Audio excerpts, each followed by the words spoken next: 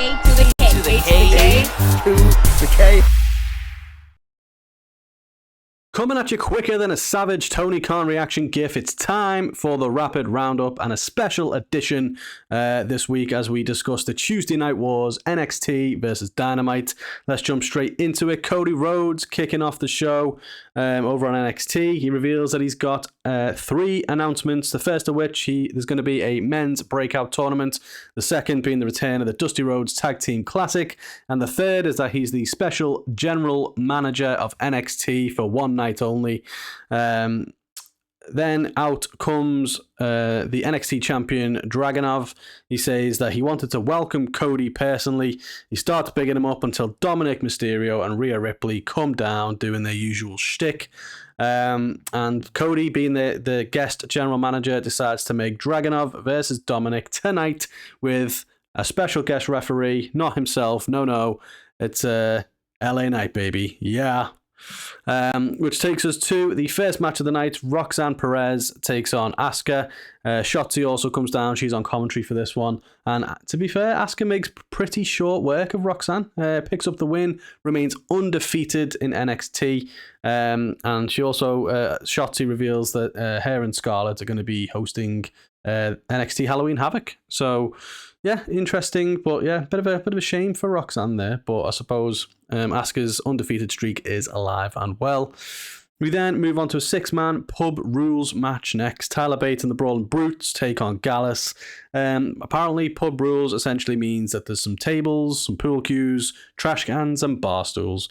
And yeah, it was a decent match. Tyler Bate and the Brutes got the win after a triple powerbomb through the table.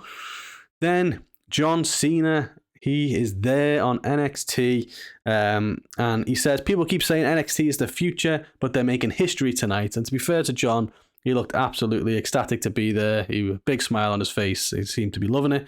And Bron Breakker comes out to interrupt him. He says they didn't come here to see him, which Cena quips, that's because they can't, and that was brilliant. And yeah, Bron says, in fact, they came here to see him. So Cena decides to offer his hand to Bron, but Breakker cheap shots him, goes for a spear. Cena counters it into an AA, but Breakker manages to escape. So yeah, John Cena on NXT. That's not even the craziest thing, but yeah, it was nice to see Cena. I'm sure everybody there was made up to see him as well. Yeah, interesting little segment. More on Bron Breakker in a little bit. Following on from this, we got Dragunov versus Dom with LA Knight as the special guest referee. As per usual, the Judgment Day tried to get involved, but LA Knight takes care of JD McDonough, and Rhea Ripley tries to hit Dragunov with her title, but misses, and Trick Williams pulls her off the apron. That allows Dragunov to get the win and retain his belt. After the match, Baron Corbin comes down, but Dragunov gets sneak attack by Dijak. So as Dijak's leaving the ring, he tells Corbin he beat him to it, and Dragunov is his. So I believe we're now getting next week the winner of the main event is going to basically take on both Baron Corbin and Dijak to get the number 1 contendership for the title. So interesting stuff there. Speaking of interesting stuff, so Paul Heyman is seen backstage talking to Ava Rayne, obviously, daughter of The Rock, about joining the bloodline. So is this kind of some sort of setup for maybe The Rock versus Roman Reigns down the line? Who knows? Jade Cargill is here. She arrives. She's greeted by Shawn Michaels. So she's just cropping up everywhere at the minute. Everyone wants a piece of Jade. We then get Lola Vice defeating Danny Palmer in the women's breakout tournament. And we get a Chase U vignette as well. Which then takes us to the main event. And we get Carmelo Hayes with John Cena in his corner, taking on Bron Breakker with Paul Heyman in his. And yeah, at one point Bron goes for the steel steps. Cena stops him, gets in the way. Then Solo Sikoa comes down and Cena hits him with the steps. And ultimately, though, Carmelo gets the win. After the match, Breakker hits him with his spear until the lights go out. An American badass Undertaker is here. And basically, Taker comes in the ring and tells him one day he's going to be a special talent, but not today. Taker punches him in the face, hits him with a chokeslam to hell. And then basically leans down, tells Bron there's always an older, bigger badass waiting around the corner, and he's just met the biggest of them all. So, holy trippiness of an episode. It was good, don't get me wrong, it was good. It was nice to see all that talent there, but to be fair, there wasn't that many long matches, not a lot really in terms of advancing some of the storylines there. Obviously, we now know there's a number one contenders match next week, but yeah, it kind of felt like a little bit of a mismatch of a show, but it was fun nonetheless. I don't normally watch NXT, so maybe I wouldn't say a bias, but maybe, I'm just not naturally is into it. But yeah, it was a good show, and you can see it was definitely fully loaded to compete with Dynamite. Speaking of which, Christian Cage is the man that opened the show. From the backstage production area, he says that this is the biggest Dynamite ever. It's Title Tuesday, and opening the show is going to be Danielson versus Swerve for a shot at his title. Closing the show will be Luchasaurus and Adam Copeland. But before that match, Christian's going out there. He's going to let Copeland know a few home truths. True to his word, the opening match was Danielson versus Swerve for a shot at the TNT Championship. And you know what? Fantastic match. Both of them absolutely brought it. And it went on for about 15 minutes as well, which compared to Asuka and Roxanne, which was the opening match on NXT, probably lasted less than 5 minutes. Quite a difference in terms of approach between the two shows. Ultimately, though, Swerve tries to get Prince Nana's crown and hits Danielson with it. Hangman stops him, and this allows Danielson to hit the Basako knee for the win. And now we know that Danielson's facing Christian Cage on Collision. We also got Chris Jericho taking on Powerhouse Hobbs, the newest recruit of the Don Callis family, and Hobbs absolutely smashed him. Jericho hardly got in any offense, complete squash. After the match, he's getting checked on. Daniel Garcia comes over to check on him. Daddy Magic says, you know what, we're better than this now, and basically makes Daniel Garcia leave Jericho on his own. And later in the show, Tony Schiavone reveals that Jericho has had to be taken to the hospital to assess his internal injuries. So they are certainly giving Hobbs somewhat of a push now that he's part of the Don Callis family. Hopefully this is one that pays off because he's got all the tools in the world. So yeah, let's hope this is the one. But interesting approach now for Jericho. Is he going to be taking some time off? I'm not too sure, but he seems to be written off at least for the short term.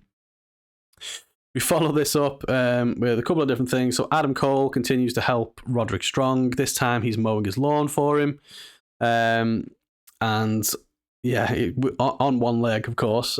He tries to leave at the end and basically says, you know what, I'm still going to get surgery. But Roddy says, Adam, I just need one more thing. So this is still continuing to go on.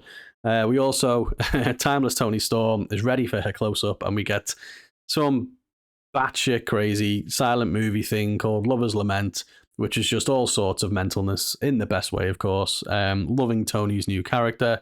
It's just absolutely mental. And yeah, there's not much else to say about it, really. But hopefully this leads to something big. We'll talk in a minute about what that could be. But yeah, loving the Toni Storm stuff. The Adam Cole and Roddy stuff is okay as well. But yeah, that's starting to kind of go on a bit long now. So I want to see some actual, momentum off the back of that. Speaking of momentum, so Rey Fenix was defending the international title supposedly against Jon Moxley in the what are we calling it? The pre-show thing. Can't remember what they call it. The buy-in. Tony Khan revealed Jon Moxley cannot compete. He's not medically cleared. So replacing him is Orange Cassidy. All the way through the match, Rey Fenix is selling the back. And in a relatively short 5 or 6 minute match, Cassidy actually scores the win to become a 2-time international champion.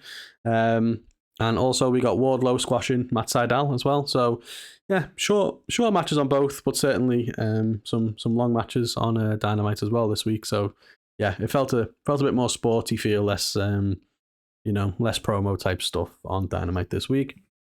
One of the other awesome matches we got, Hangman Page taking on Jay White. This is the 4th time these two have faced each other. The score was 3-0 to Jay White. But in this match, Bullet Club got involved. They caused a distraction at ringside. Prince Nana tried to get involved and hit Hangman with his crown, but Page slapped it out of the way. But that allows Jay White to get a roll-up with the tights for the win to make him 4-0. This is where it kind of comes unstuck a little bit. So MJF then comes out. He demands that Jay White give him his belt back because, Jay White's basically been holding on to the Triple B all this time. It's always kind of bothered me that, like, the fact that someone could just take it and just be like, why do you need to fight them for it then? You've just stolen it, so why even have the match? But yeah, MJF wants it back, and then Juice Robinson caused a bit of controversy this. I don't know what way they meant it. I imagine, let's be fair, it was meant in this way. Juice Robinson's got a roll of quarters, though, and says he's going to hold them in his fist and beat him with them. We know some of the stuff that we've seen recently, that fan sign about the I just dropped a quarter. We know Max has told a story about when he was in high school and the whole roll of quarters thing. So yeah, definitely some stuff around the whole Jewish thing that they're leaning into here with this, and it has irked a few people.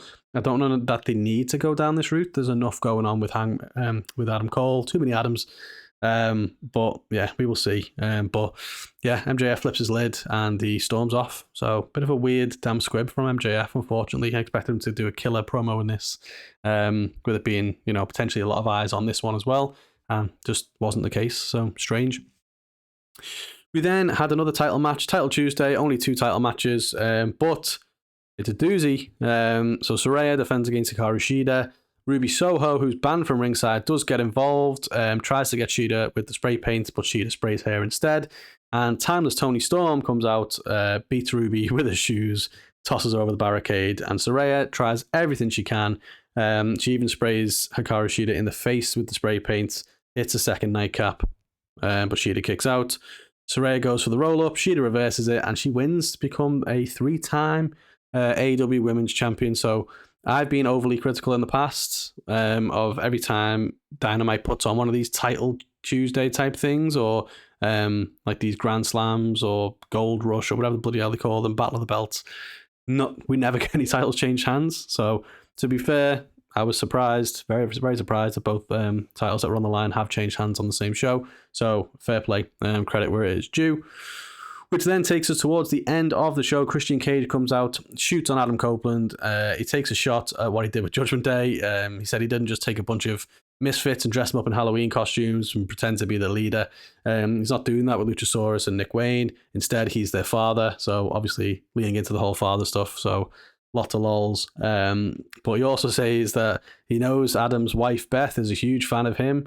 And Luchasaurus is going to end him. But don't worry, take solace in the fact that Adam's little girls are going to be well taken care of. So Christian is being an absolute horrible, horrible human being and the best kind of heel that you want to see. That does bring out Adam Copeland. He comes flying out, and Nick Wayne gets involved, gets his leg, and allows Luchasaurus to beat him down before the bell. He does power through, though. They have the match. Copeland hits Luchasaurus with the TNT title, and there's a moment there where Luchasaurus thinks it was Christian that did it. But ultimately, nearly called him Edge, but Adam Copeland got the win. After the match, though, Nick Wayne again attacks him, and Christian and Luchasaurus join in. The Blackpool Combat Club come down, trying to make the save, but then Gates of Agony get involved, and Swerve, and Hangman tries to come and make the save again. Complete bedlam everywhere, but the show ends with Danielson tapping out Christian in the middle of the ring. Is this what we're going to see at Collision on Saturday? And all this while Adam Copeland is watching on. So, hell of a couple of shows there, let's be honest. Thoroughly entertaining on both sides. It's so fascinating what they've done. WWE kind of loading up this show with a lot of these, mega stars, and it's an interesting take because is it going to get more eyeballs on it this week? Probably. The fact Undertaker's going to be there, John Cena's going to be there, LA Knight was on the show, Cody. They really loaded it up, and I think that probably has done enough to get the eyeballs on the show. The problem, though, they didn't really enhance or showcase the existing talent enough. So when people tune back in next week, if they have captured some of the AEW audience or any other people that are tuning in for this, they're gonna not see the people they saw this week, and will they stick around? Maybe not. So it's a bit of a short-sighted kind of play from WWE, but I think it will be enough to get the eyeballs on, which is a shame because Dynamite, I do think, was a really good show. Still, for me, there was so much emphasis on the wrestling, which it is wrestling, so yeah, you kind of need to do that, but other than like the little vignettes with Toni Storm and Adam Cole, there just needs to be a little bit more from like a promo side of things, or like backstage happenings and stuff going on. I think it's the only thing that kind of lets it down a little bit. So yeah, not enough good matches on NXT, but a lot of stuff going on, a lot of kind of promo segments and big kind of like wow shock moments. Whereas on Dynamite, lots of good matches, but not a lot of kind of story progression or big kind of wow moments on that side of things. So interesting nonetheless. I thoroughly enjoyed it. Competition is good. Competition is healthy. At least I think they're both acknowledging each other as competitors now, because in the past WWE haven't done that. So I'm excited to see what happens, where it all goes, and what the ratings will ultimately be. But next week, Dynamite's back on Wednesday, so the war does not continue. But yeah, I'm sure a lot of people on X or Twitter, whatever you want to call it, will have an absolute field day. So let us know in the comments, what did you prefer? What did you watch? Did you watch NXT? Did you watch Dynamite? Let us know. And which do you think was the better show? So until next time, we'll catch you on the next one.